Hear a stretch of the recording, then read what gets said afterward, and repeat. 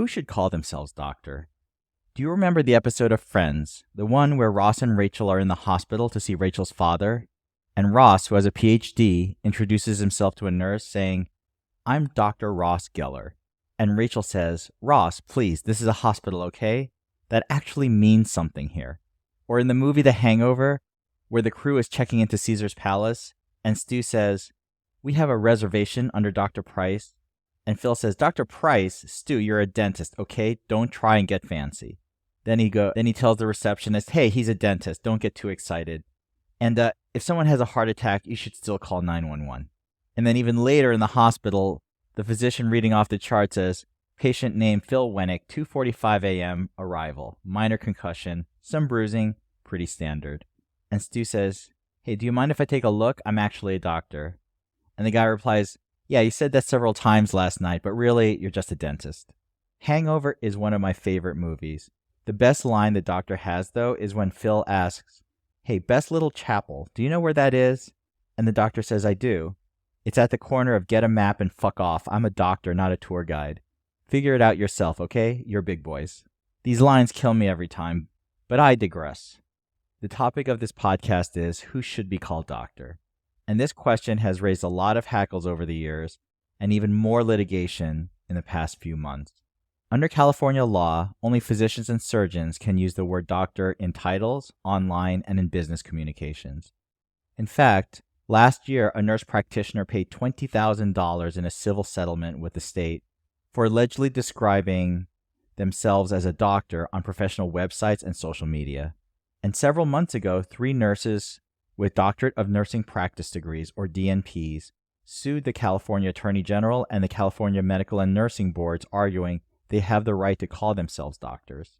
In a recent Washington Post article, Jacqueline Palmer, one of the plaintiffs, said that after 14 years in the classroom, she has earned the right to call herself doctor. "It's not an ego trip, it's not a power trip," Palmer said. "It's just validation that I worked hard to get to where I am today."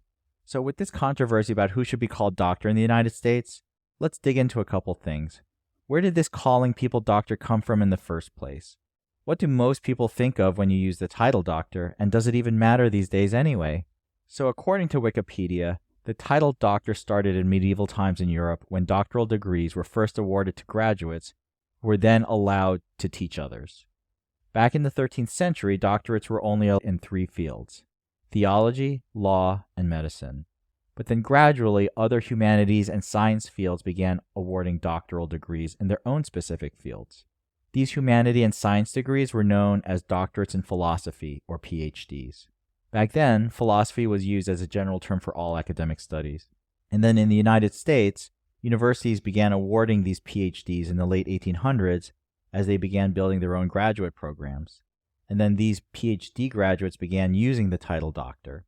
Now, on the medical side, the common use of the title doctor by physicians, even if medical degrees were technically professional degrees, not graduate-level degrees, became popular starting around Shakespeare's time, and then continued into the United States once medical degrees were awarded starting in the 1700s. Debate about who could use the term doctor and how it should be used has raged for a long time. In the past 100 years, the U.S. has had many professions which now call themselves doctors. Not only are PhD graduates using the title doctor, dentists, podiatrists, veterinarians, chiropractors, physical therapists, occupational therapists, audiologists, pharmacists, optometrists, speech pathologists, psychologists, and even some doctors with a Juris Doctor degree.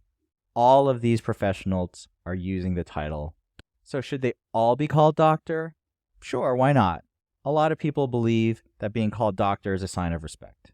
I've heard people say when they call themselves Dr. So-and-so, they get better treatment than saying Ms. or Mr. So-and-so. I mean, my own policy, and Miss Manner's official policy, by the way, is that in social situations, everyone should be addressed according to their wishes. Makes total sense to me. I'm happy to call anyone doctor, and I mean that sincerely. But personally, I honestly avoid using the title doctor for myself if possible. Because 1, it's pretentious and egotistical, and 2, I hate when people use the title doctor to make themselves seem more important in some way. Whether it's doctor license plates on the car to try to avoid speeding tickets, or standing at airline ticket counters trying to get rebooked and dropping the title doctor, and I've actually seen this. It speaks to entitlement and a false sense of superiority. I remember someone I knew, the wife of a podiatrist. She would constantly insist that her husband be called Dr. So-and-so, even when just hanging out with friends. It's just like the jokes I mentioned earlier. It's all super fake to me.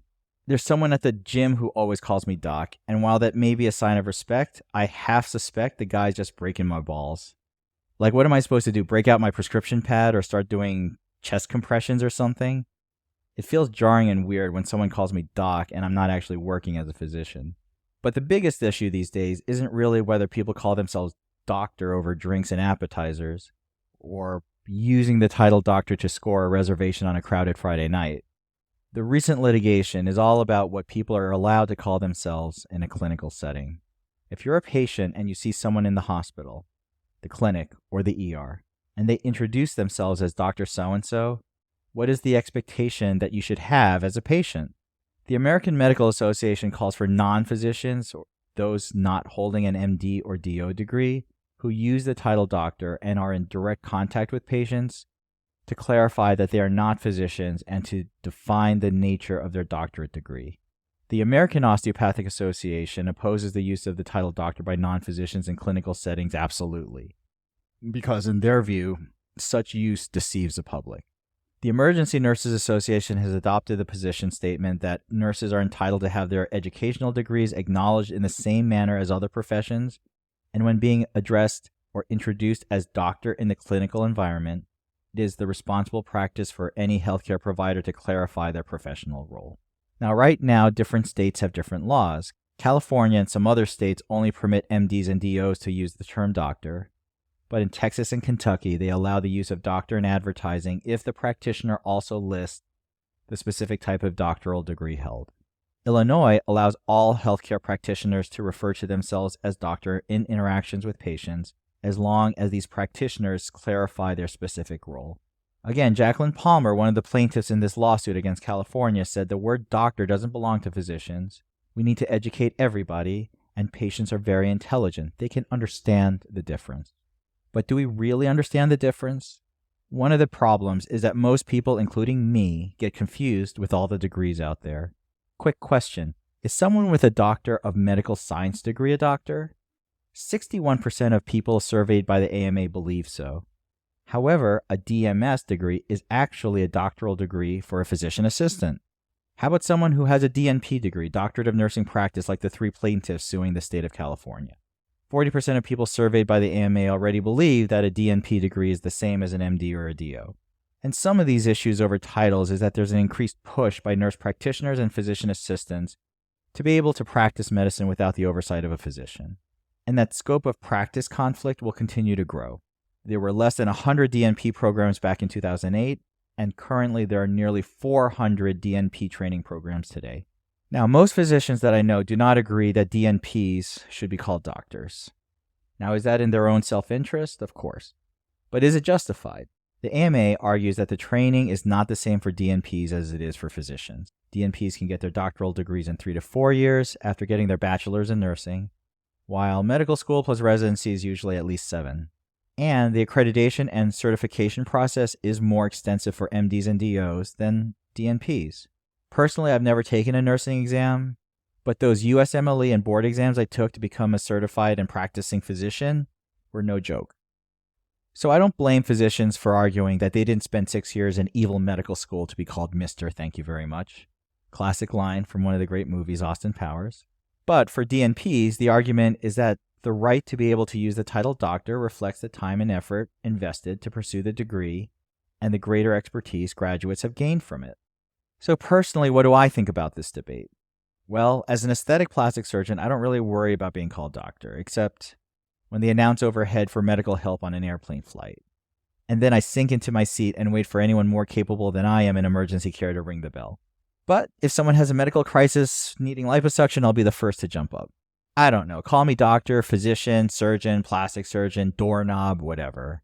I know who I am and what I do, and at this point in my career, I am very comfortable regardless of what you call me. I believe actions speak louder than words. Titles are meaningless. What are you actually responsible for? That's what matters. And everyone's calling themselves doctor these days anyway. The prestige associated with being a doctor is less now than it was 30 years ago.